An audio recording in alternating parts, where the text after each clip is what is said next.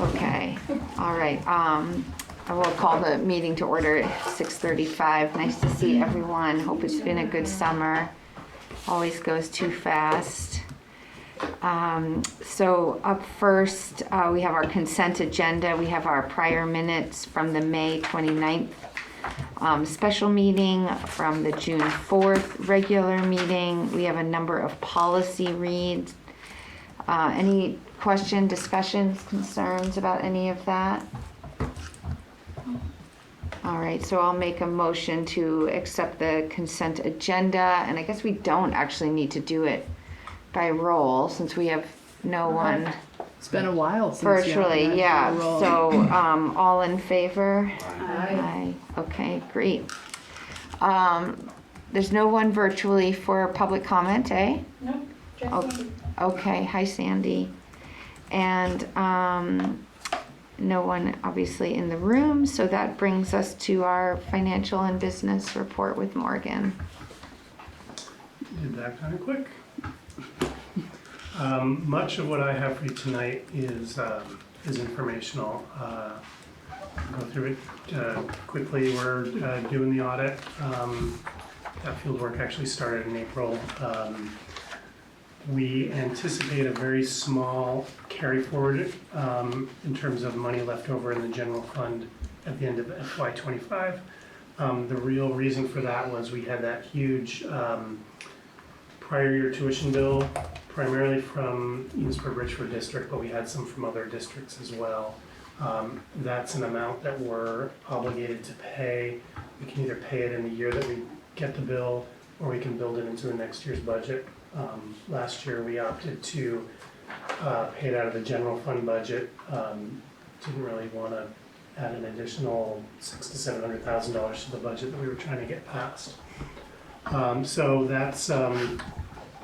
that's the reason that number is smaller than it was last year. We will still have the discussion November, December about whether we want to ask for that to move to a capital reserve fund or just use it to buy down tax rates. It's a small enough dollar amount that I probably will be, I wouldn't strongly advocate one or the other. Either one is fine. It's not going to be material to either. Morgan, can you clarify a little bit about that truing up process for high school tuition? So what you're saying is that we pay this first semester bills, we pay the second semester bills, but then at some point the high schools kind of look at what the true cost was for educating per pupil, and then they come back to us. So we're never really guaranteed that what we get billed for is the final amount of the cost. Correct. So in January of this year, I'll work with the Enosburg Richford Board and we will set a tuition rate for what we think is going to happen in FY27.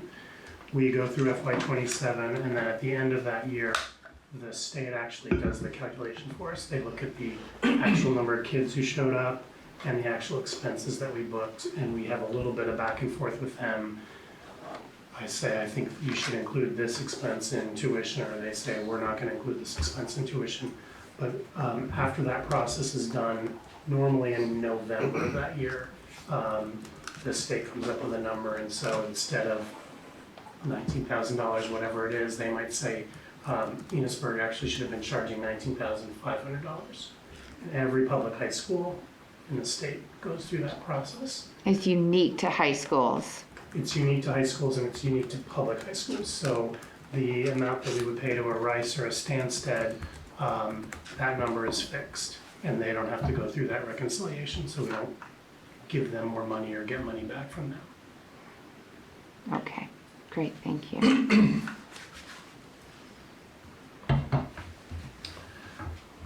FY26 budget, we're still under budget. Say the capital reserve. 323.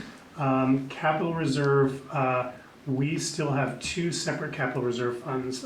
There's one specific to Berkshire Elementary, and that was one that the Berkshire Town School District brought to the merger.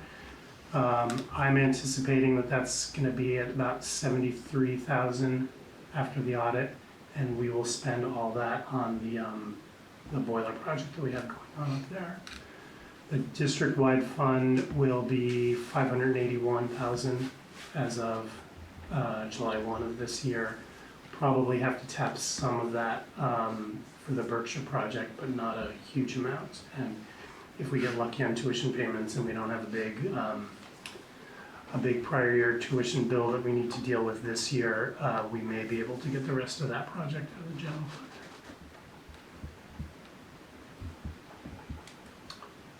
In terms of this year, we really won't know where we are in the budget until September when we go through our first teacher payroll. So you all should have received a report for July by email.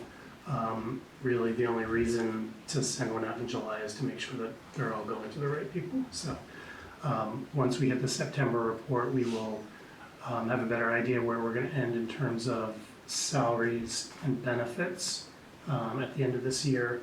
And then about November, we will get most of the tuition bills in, and so we'll know where those high schoolers have ended up. And at that point, I'll have conversations with principals about you're going to need to freeze spending, or we should be thinking about if there are any projects we want to get done in the spring, if we're in a good place with tuition. For the FY27 budget process, that will be similar to years past.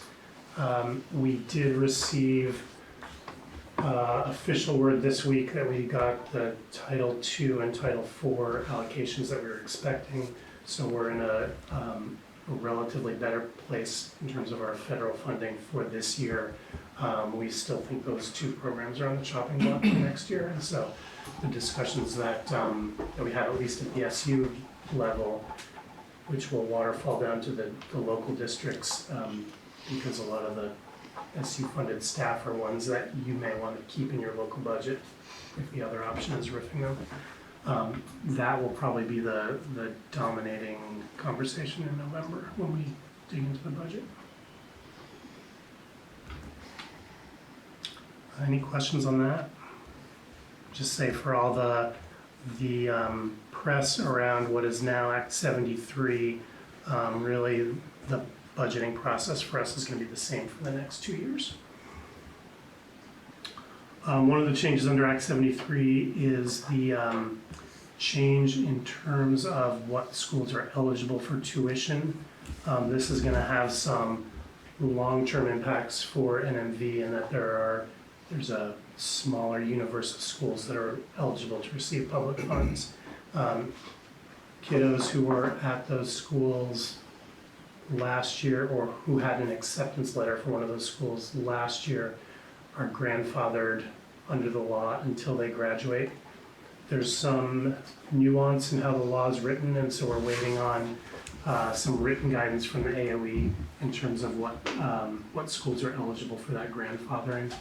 But it feels like worst case scenario, we would have about 4 kids who would continue to generate those tuition payments to those schools that will no longer be eligible. Schools like St. J Academy aren't likely to continue to be eligible. Those kiddos that were the New Hampshire kids, I know New Hampshire is no longer going to be part of that Correct. paid schools. Those parents and families they're not included in this, correct? They will not be going forward because they were new students. They are currently in my count of 4 kids. They are. That's one of the gray areas that we need So the even- AOE to weigh in. Okay. Because they had an acceptance letter prior to when the bill was passed. Yeah, okay. So that part is pretty clear that those kids are eligible. What's not clear to me is whether the school is eligible because of how that part of the law is written. That's Right. what we're waiting for Yeah, the guidance. it seemed clear to me when I heard it. There's conversations more, I will say Morgan has been advocating hard for Yeah. clarity around that in particular. And he's told to expect a frequently asked question. Because that was 2 students all at one swoop, pretty high tuition cost, yeah. So stay tuned on that. Well, tuition to both Holderness and Rice are done at the Vermont state average. Correct. Yeah, so parents make up the difference for the private school. Above and beyond is not the responsibility of the district. Right, which this year's about 19,700 change. So it's not insignificant, but It's half a teacher's salary. the Berkshire Boiler project is almost done. We think we're on schedule to have hot water in your school when you have kids there. We're also pretty close on the modulars that we are renting. They're installed there. Vern's working right now to get things like electrical and the fire panel out to that building. That one, Vern will get a very good pat on the back if he gets that ready by the opening of school. Can I just come back to the tuition thing? I just want to clarify something about that situation, just because we're kind of out in the public. We're going to pay tuition for those kids either way. We're either going to pay for them to go to a public high school or to a private high school. We still need clarity on that. Right. But what we're Just in Vermont. correct. Yeah. That's But they need to clarify that in the FAQ. So when we say that's half of a teacher's salary, I just feel like I have to say it isn't really, it's the difference between if they had stayed in a school in Vermont, we would have paid what their tuition is, or we're going to pay the average tuition if they go out of state. So it isn't going to impact your budget at that same level. It'd be Right, I the understand difference what you're between saying. those Yes, two. I I just want to understand. clarify Yeah. that one piece. No update on the Berkshire water system. There's a contractor that is coming up with a more detailed proposal for a new system there. Still no obligation to act on their proposed solution by this board, but we do know that the levels of PFAS in the water at some point are going to be considered too high, and the new law kicks in. So we'll keep you up to date on that.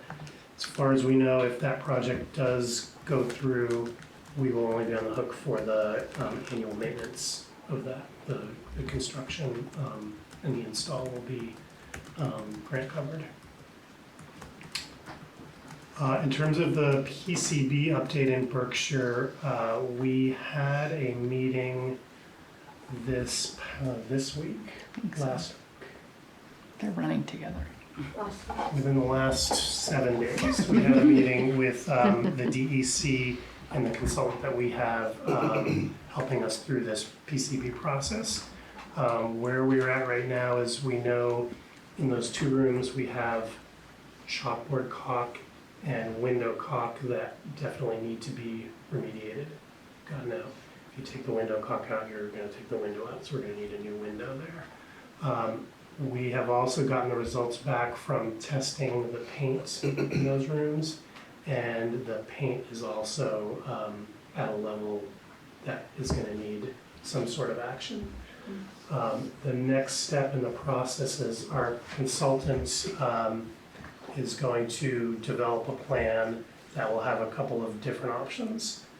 What we think it's going to include is something as relatively benign as just encapsulating the paint, getting rid of the caulk, replacing the window.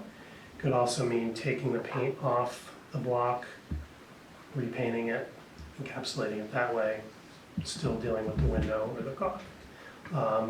Or because it's a cinder block wall and you can't dig too far deep in there before you don't have any structural integrity, do we rip that section of the building off and build new?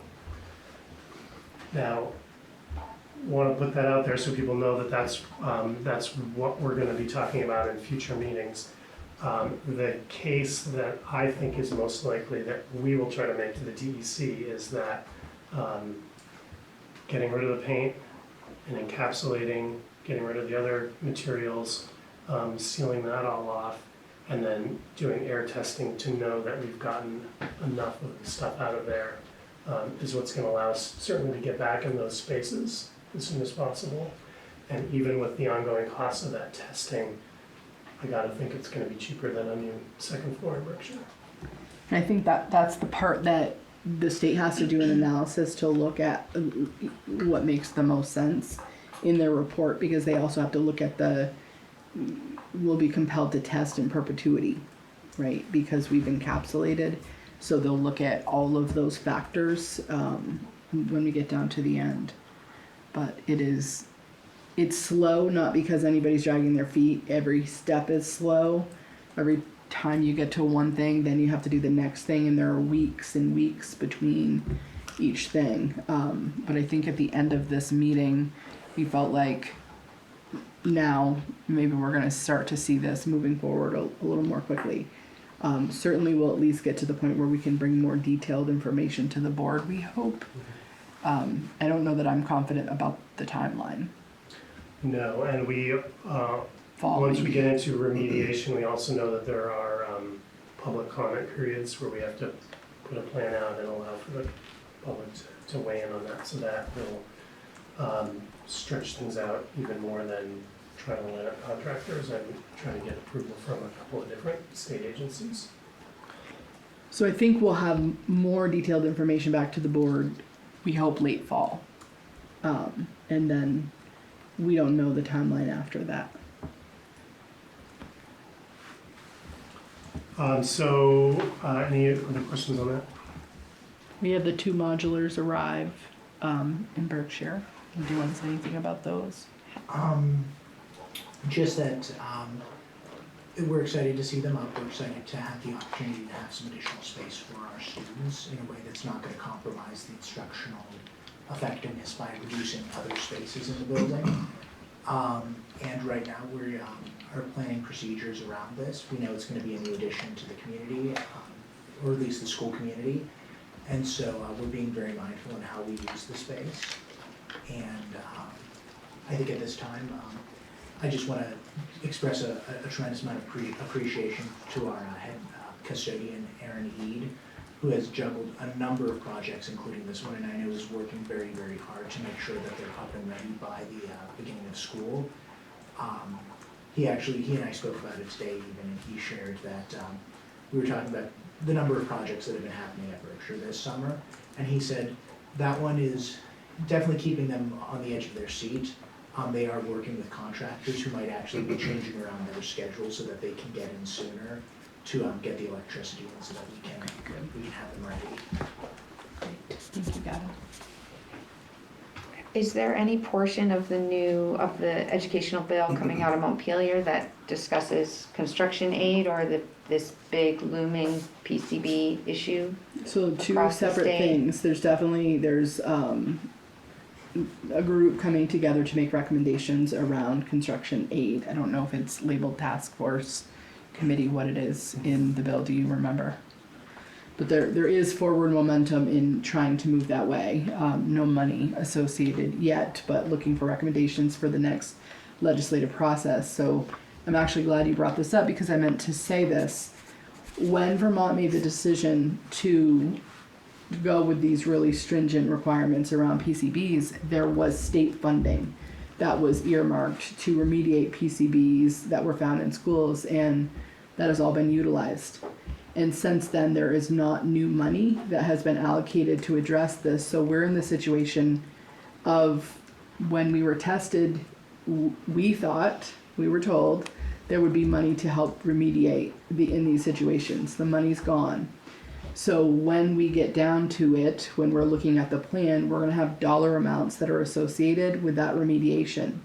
And it will be up to us to figure out how to fund that, whether through all of our reserve money, I have zero concept, I don't think anybody has a concept yet of what the dollar amounts associated with all of the options will be.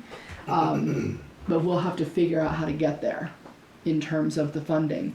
We're doing everything by the book in terms of the timelines, the notification piece, getting everything approved so that in the future, if money is allocated, Berkshire NMV would be in line to receive reimbursement for any money that we've put into this since that money has been dried up. Do you want to add anything?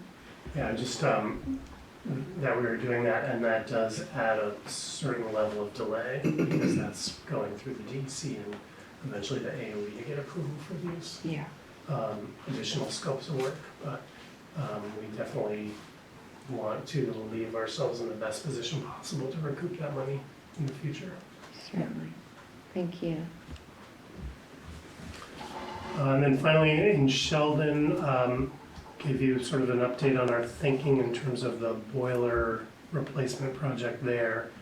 We also have measurable levels of PCBs in the air just in that the auxiliary spaces around the gym. It's not anything that we need to deal with right away because it's not impacting how we're using those spaces because of the relatively low levels. But it's something that we want to keep in mind as we contemplate doing anything to that section of the building. Because once we do, we are going to have to start testing materials and figuring out where it is and dealing with what we come up with there. And then the last piece is just an update as part of the Act 46 process and merger.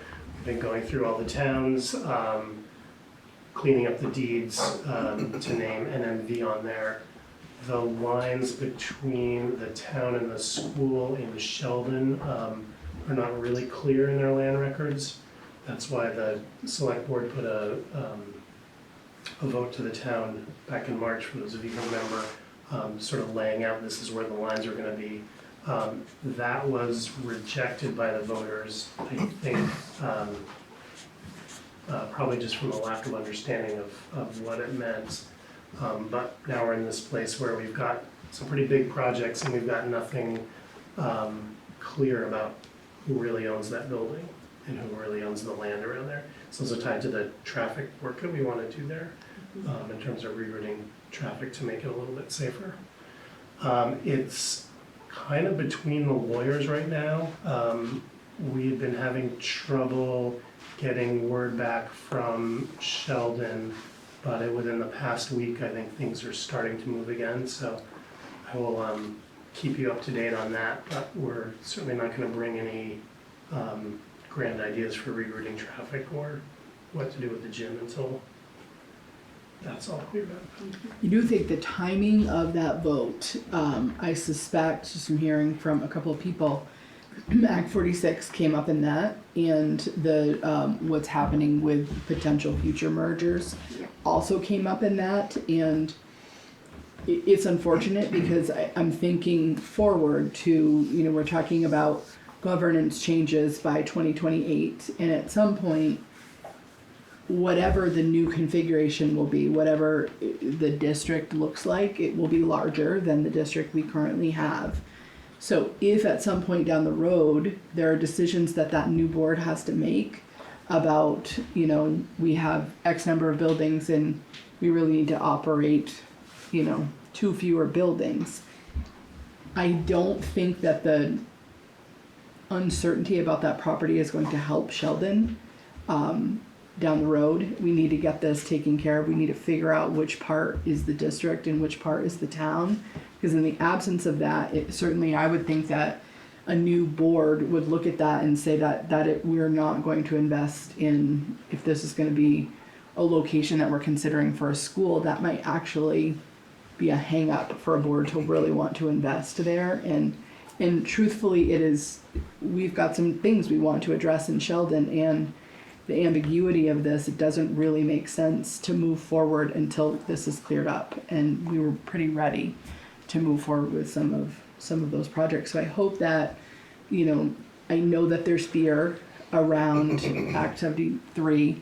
I know that there's fear around what will happen to our district and what will happen to schools. Act 73 is not going to merge schools. That's not the intention of the law. But down the road, as pressures rise around class sizes and expectations like that, that could potentially happen on the road. I just think we'd be best positioned in Sheldon to get the property boundaries taken care of so that doesn't become a future barrier.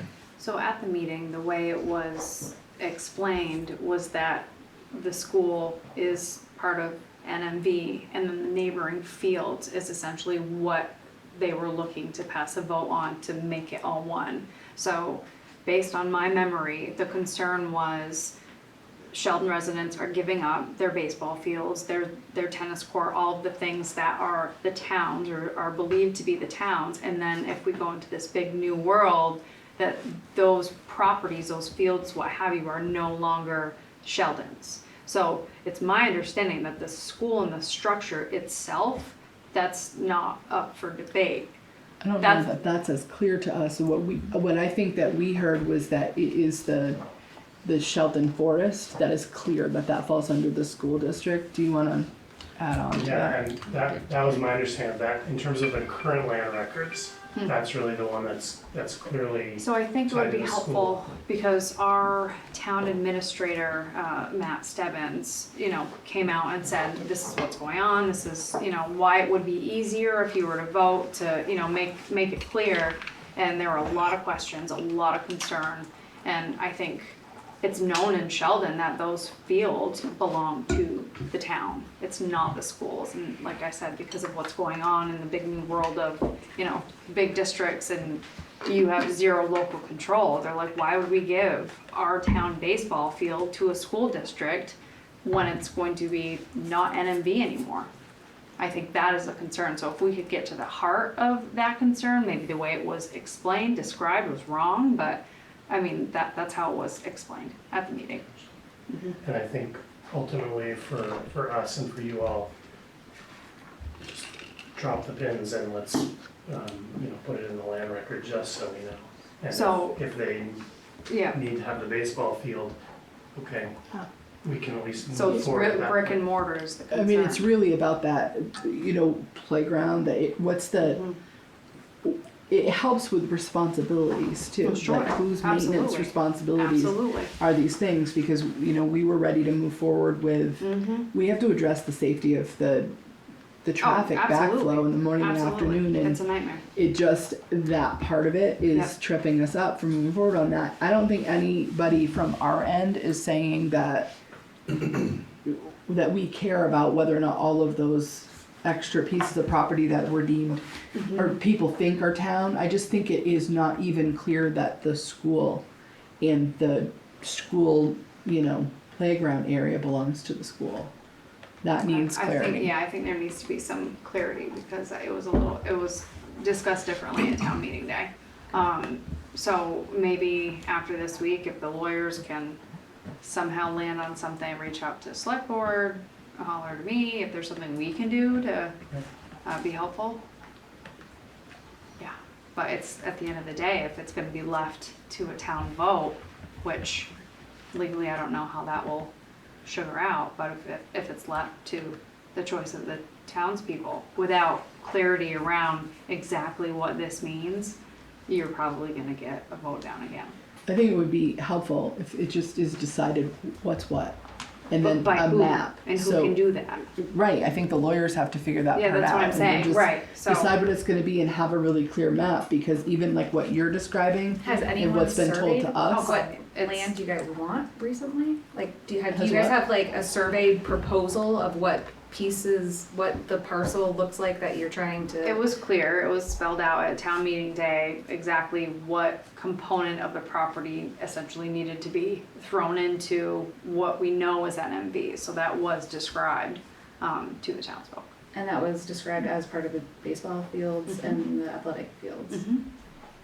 Goes all the way down to the road. The tennis court, there's confusion around that, like, Right. yeah, so, see what the lawyers can come up with, and hopefully we'll gain clarity and then go from there.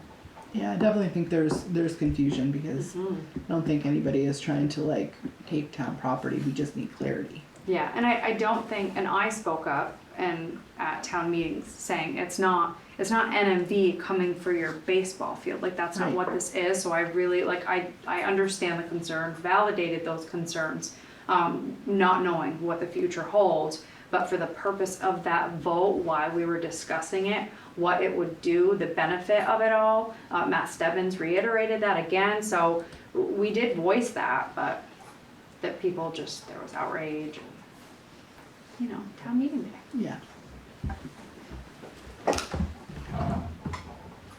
And that's all I have for you. Is there any other questions? Great, thanks, Morgan.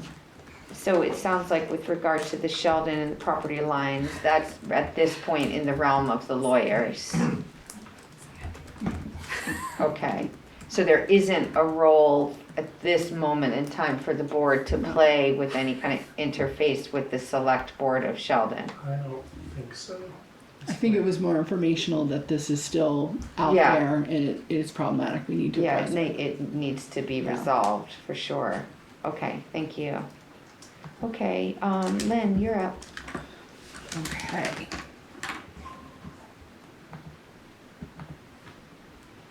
All right, we'll start with personnel.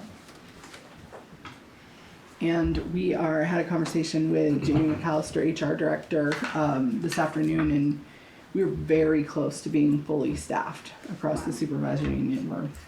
We're quite happy about that. In Bakersfield, we've hired Suzanne Hoppner. Is that how you say the last name, Kevin? Sure. Okay. We'll go with that. 4-5 teacher.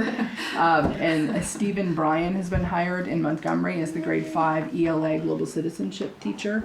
The rest is informational. Those are all support staff positions. So I would ask the board to make a motion to approve both Suzanne and Stephen.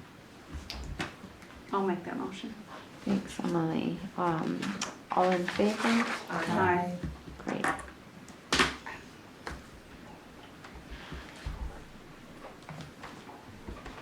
We did have some resignations. Those are all support staff members, so that's informational.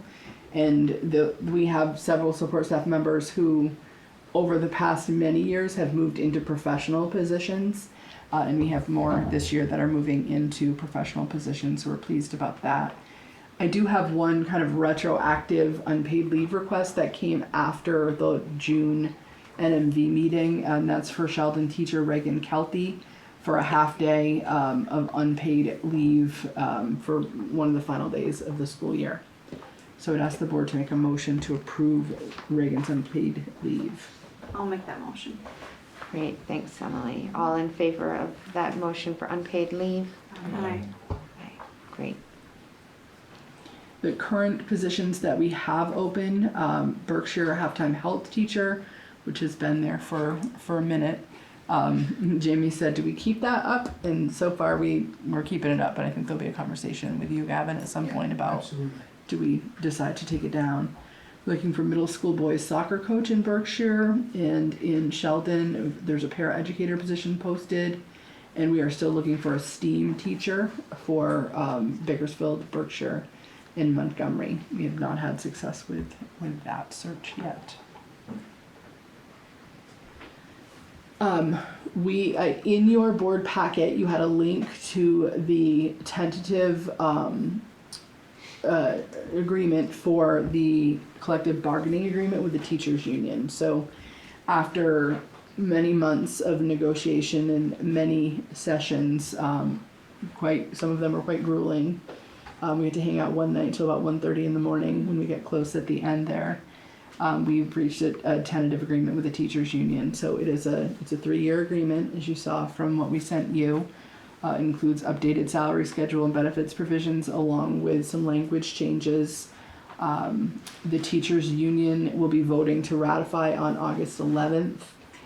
You are our first vote for ratification, and we are meeting with Enosburg, Richford, and FNESU next Tuesday. So our hope is that if all goes smoothly with teachers and with all boards, that on the first payroll of the school year, everybody will be placed in the right place and on the right salary schedule. So that is why we're hopeful we can move these through. So I wonder if there are any questions about the collective bargaining agreement. And do you need a motion from Yeah, if you could make a motion to the ratify, that board? would be Great. great. Okay, I'll make that motion. All in favor of ratifying the new master agreement? Aye. Great. That's wonderful.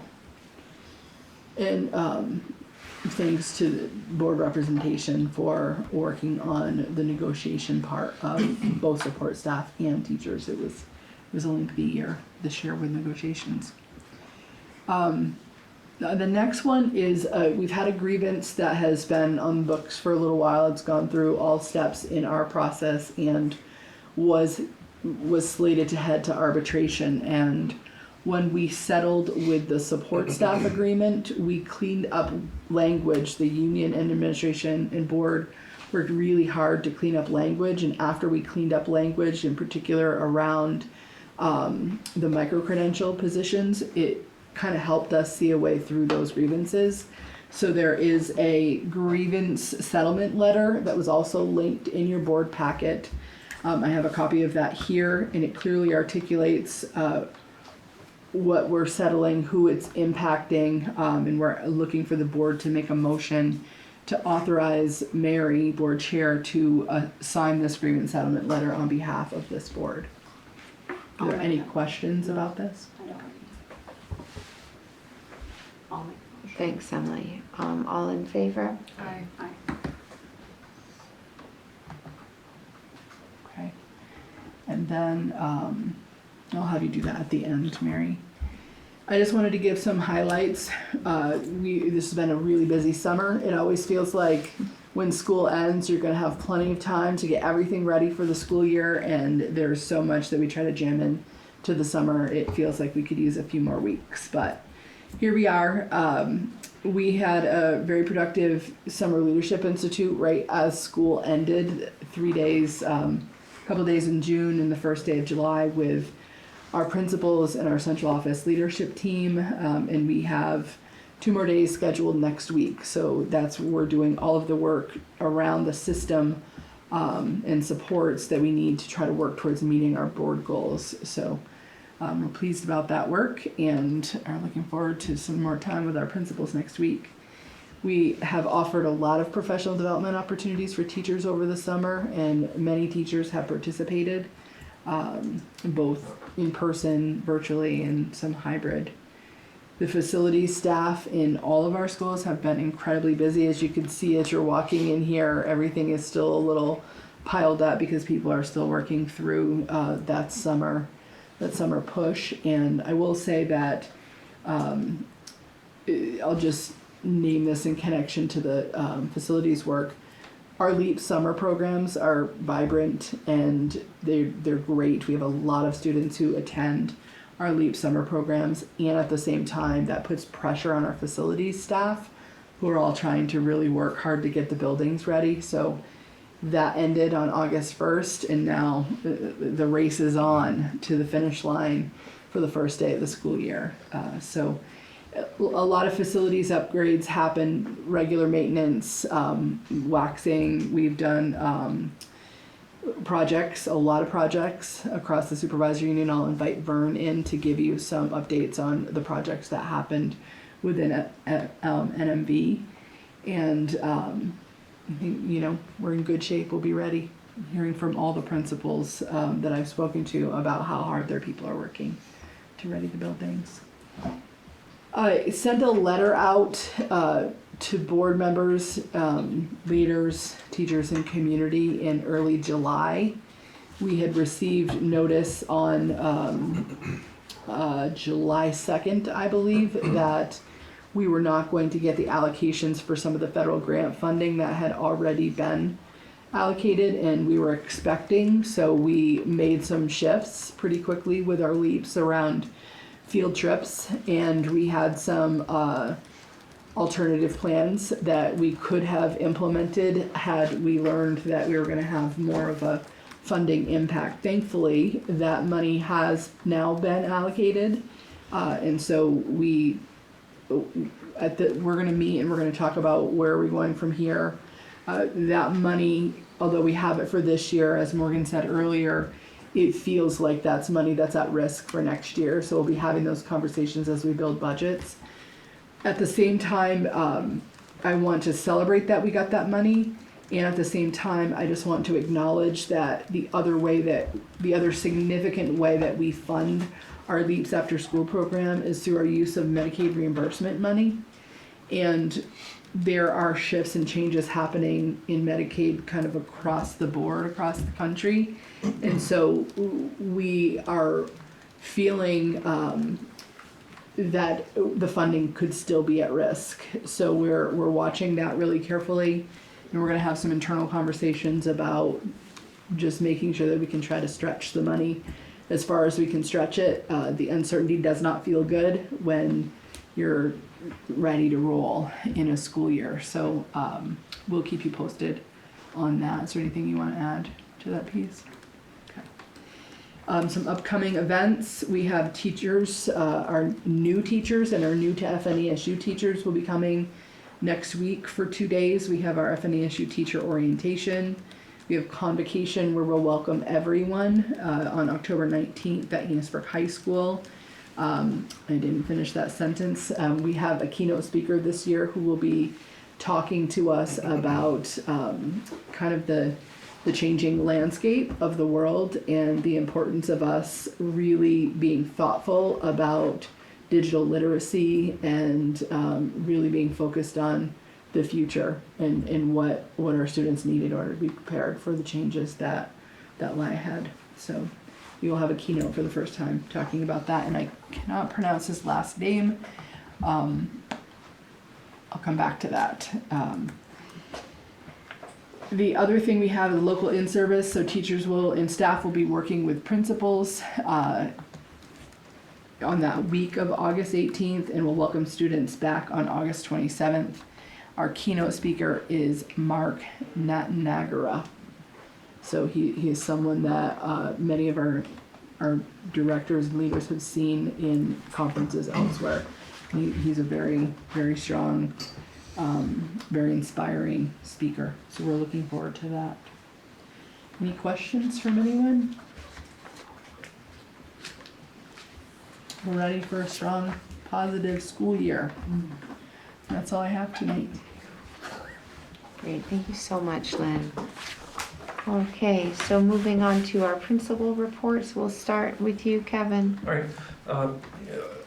Lynn already touched upon it, but I wanted to just give my kudos, my shout outs to the staff of the custodians. I mean, we were fortunate enough to host LEAPS this year with Enosburg and Bakersfield, and I would go down almost daily and ask about numbers because that was a concern last year, and it appears that it was well attended, so that's exciting.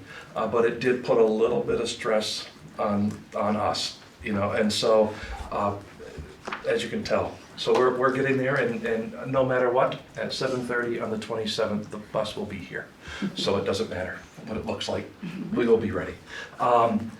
Excited that we hired somebody for 4th and 5th grade. It took a while. It took multiple interviews of multiple people who we had to wait our turn. And so we did, and I'm excited. The ink is still wet. I informed my staff today, the parent letter is ready to go out tomorrow. So it'll happen. Besides that, I mean, it's an exciting time. This will be my 34th beginning of a school year, and it's just so exciting to me to get everybody on. It's just fun to get everybody onto the same page and pointing towards the same direction. And so as the year has progressed, you start to see. And then I had a conversation earlier this summer around aligning, right? And so aligning the schools, and it almost organically happens when you start having these conversations led by central office, led by a vision. And then you just creep in and make that. One of the activities that our school will be doing this summer or this fall is a futures protocol. What do we want us to be in 5 years? Or 3? Great. That might give you a little idea. But anyways, that's where we're at. So it's those types of conversations excite me, and they excite the staff. It just keeps us focused. So it's great. Gavin. So then, definitely I want to echo Lynn's comment about how the summer always seems like you have infinite amount of time and then you blink and it's gone. I had, just to give you an example, I had a reading list of really a rather modest goal of 3 books, and I am still about a third of the way through my first one. So, in terms of this summer, there's been a lot of movement at Berkshire, and a lot of it is Last year was more of a hard reset of really trying to restructure how we were approaching and supporting students and families and teachers. This year, it's building upon what we started last year. Probably the biggest things have been we are revamping how we're approaching professional learning community meetings in order to increase teachers' ability to work across contents and across grade levels, collaboratively to work on transferable skills for students. In addition to that, a large team went to BEST in Killington this past June. For those of you who are unfamiliar, BEST is essentially it's essentially the best way I could. It's a professional development, but really it feels almost like a college for those 3 days. In that different teams pick different strands to help improve student outcomes. Our team focused on PBIS and ways to build upon and really revitalize how we're providing positive behavior and supports for students. And so we formed a very strong committee that actually just met today to plan the rollout to the entire faculty and staff for in-service. And there's a lot of excitement moving forward in how we're going to be supporting and really building proactive strategies to really target our students' needs.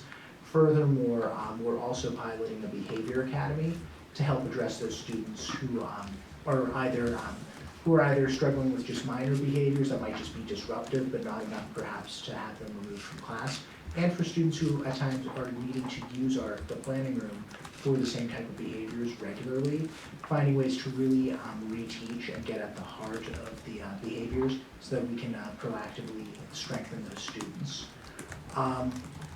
Finally, with student-centered learning, I think probably the most exciting thing has just been a restructure in how we're utilizing teacher time to provide more opportunities for teachers to work and collaborate, and to really help make sure that the instruction is empowering to students and building student agency as well. Evan, you have 2 action items. Oh, I'm sorry, you're right. So the 2 action items are, I did submit our student handbook and our staff handbook for approval for the board. I will say there is one piece of the staff handbook that we're going to be updating just in terms of our crisis commands, but that's also waiting on when we're working with the SU in terms of making sure that we're using common language. So I guess at this point, would I just offer to the board to approve of our 2 handbooks? Have we in the past done these individually? Well, you Or- have 2 tonight and you'll have 2 in September. Okay. So You we still haven't have always. 4 individual ones. There's no longer there's not a uniform. Well, there is a handbook. uniform now. Does anybody want to speak to what happened this summer? Do you want me to? Yeah. So Michelle Irish, Yeah. our director of quality, education quality, did I get the title? Yeah. She provided a template for all the schools to start from. Like Sheldon has the Sheldon 4, so we have a little blurb that's a little different than say Berkshire or Montgomery. But primarily they should all be on the big topics the same. So we will be having the same standards, the same policies. All the board policies are highlighted in them, so if a parent has a question, they click on that link. It's really formatted really nicely. Nice. We were so excited to see this format. It's so easy to navigate and it's clear now, like Right. what the expectation is, what are the policies regarding ATVs and properties, that kind of a thing is all in there. So Great. So it finally happened. I know that we've been We've been trying discussing to it get over the there. years. Yeah, for a while, and it was something that, with principal turnover and trying to find that time for principals to do it, Michelle just did it and gave it to principals, I think, for feedback, and from all of the 4 principals on this side was really positive. There's still some necessary things related to each of the individual schools that you'll see some differences in, but all of the places where we need to be aligned are aligned now. Excellent. So I'll still have you go through and Okay, approve each one. and you want to do these separately, the student handbook and the staff handbook as separate action items, or? I think you can merge them together. Okay, so I'll make that motion then to approve the Berkshire student and staff handbooks. All in favor? Aye. Great. Okay, anything else, Gavin? No, that was it. Thank Okay. you so much. Okay, marvelous, thank you so much. Okay, Sandy, you're up. Everyone. I would just like to also ditto the conversation about the custodians. I have two brand new custodians that for the first time were waxing floors and doing all that stuff. And I am so highly impressed by the work they have done in our school. Every time I walk in there, there's something else that's cleaner and brighter and amazing. So I know it's in my report, but since it came up tonight, I wanted to highlight that as well. And then I think Courtney has some photos that she was going to put up there for me. After I wrote the report, I went down, I was invited to the LEAPS program on one of the days during the last week. I was invited down to do karaoke with the students. So I went down for a couple of hours in the afternoon and they were just so impressive. The kids had so much fun and so many students that you wouldn't think would get up there and sing by themselves certainly got up there with such confidence and they just had so much fun and I just got to sit back and watch and smile. So that was a really fun time for me to be able to go down and spend time with them during their last week. So that's all I have for tonight. Okay, thank you so much, Sandy. All right, Okay. is Sheldon now? Yep, absolutely. A lot of what I was going to share, I would be just regurgitating what Gavin said. Both of our schools are piloting the behavior academies this year. We worked together at some summer work to work on those. It's really just targeting what is the missing skill. And so giving, like we do with reading or math interventions, what skill needs to be focused on, what is causing the root, what's the antecedent. So I'm really excited about this. The team between Berkshire and us, the team we had doing the planning, was really thoughtful and it was really intentional. So I'm excited about that. We brought a new group to the PBIS conference and our focus was on PBIS and joy and engagement in the classroom. And it was so cool from my vantage point to watch these educators all get super excited and jazzed and have so many light bulb moments while we were there for those 4 days. It was the coolest thing. So I'm really excited to see what they come back. That team is preparing and keeps sharing with me the slideshows they want to do for in-service for their session. And the PLC team that we brought in June at the end of the year, or in May at the end of the school year as well, is planning for the in-service week. And if you're not aware, if you didn't read all the board notes yet, this is Sheldon Building's 50th anniversary. So we're trying to do something. We haven't figured out yet what we're doing, but my positive school engagement team, along with my family engagement coordinator, are going to work together to try to figure out something. Maybe it'll be on the 50th school day. I don't know, but we want to do something. And anyone at convocation will get to see this year's T-shirt dedicated to our 50th anniversary. So, yeah. Oh, and Senator Sanders visited LEAPS this summer at our school in Richford to just check it out and try to support what we're doing. And that was He's coming exciting. back, right? Yes, we're going to do a community dinner that he is going to get catered probably from the Abbey, and his people have not gotten back to me with the date yet, but it'll be late September is what they were looking at on hopefully a Friday, not a Saturday or Sunday, but we'll see. And so we're really excited about that, to offer an opportunity for Q&A and also just a community gathering with dinner. So that should be a very exciting event. Mm-hmm. Yeah. Yay. And you have a handbook. And what? You have. Oh, yes, action item. Please approve our student and caregiver handbook. I'll make that motion. All in favor? Aye. Great. Thanks, Darcy. Appreciate it. Okay. So for board business, first up is to discuss, I had sent an email out, I'm not sure if everyone saw it, about the open SU board seat. Emily, after many years of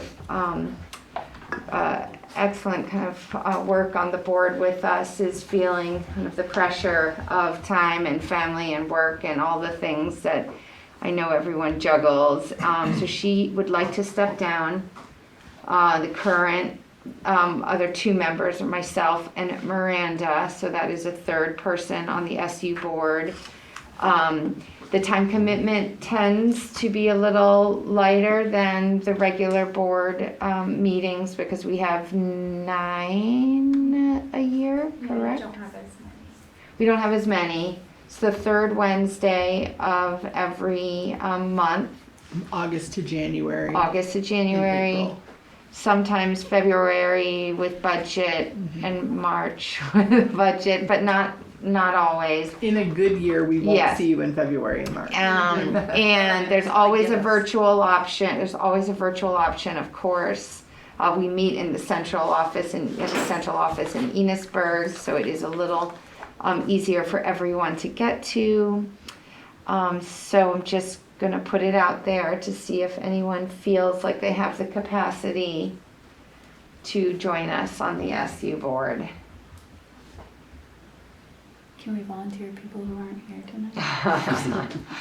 I know Lisa Hango cannot. Miranda's already on. Miranda's already on it. I am already on it. And we can wait. I can reach out to Arlene and see if I'm getting the sense, since no one is clamoring. I think John's thinking about it. His wheels are turning. Not really, no. Yeah, and Michelle, I know that's tricky with your work. Yeah, I Yeah, work most Wednesdays. yeah.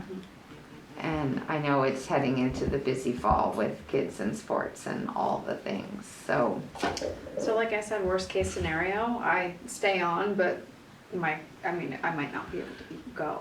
Like I don't, I could be like a Okay. ghost, which doesn't feel super good either because I'd like to, be able to contribute and Right. play a role if that's my role, but. I mean, it would be great if we could check with Arlene and Yeah. know if it sounds like you three are all hard nosed. Or maybe you're thinking about it and you want to come back to it at the next meeting. The tricky part is there are only 6 members of that FNESU board, so it's hard to get a quorum on that board. And I mean, we've had some times where we've made like 3 or 4 different attempts at getting a quorum for different dates. So I appreciate that very much, your willingness to stay on and understand that you're pulled in a lot of directions, but It was maybe the we same last fall. Yeah, I know. I was sitting on a football field with my earbuds in. Like, Right. yeah, sure. yeah. Well, of course, if you want to meditate on it a bit, you can always reach out to me, and I'm happy to talk further. And I will reach out to Arlene as well. And we'll just take it from there. Okay. All right, so obviously there's plenty of time for future agenda items. I didn't really hear anything get discussed tonight that we put a pin in, other than possibly this SU board seat vacancy. Our next meeting, we will be in Berkshire on September 3rd. And anything else tonight, folks? Okay. Well, good luck with the next few weeks. I know it's going to be super burly getting everything buttoned up and ready, but it's exciting, I'm sure. We'll look forward to hearing all about the first week back when we reconvene in September. So if there's nothing else, I'll make a motion then to adjourn. All in favor? Aye. All right, folks. Thanks so much. Thanks, everyone.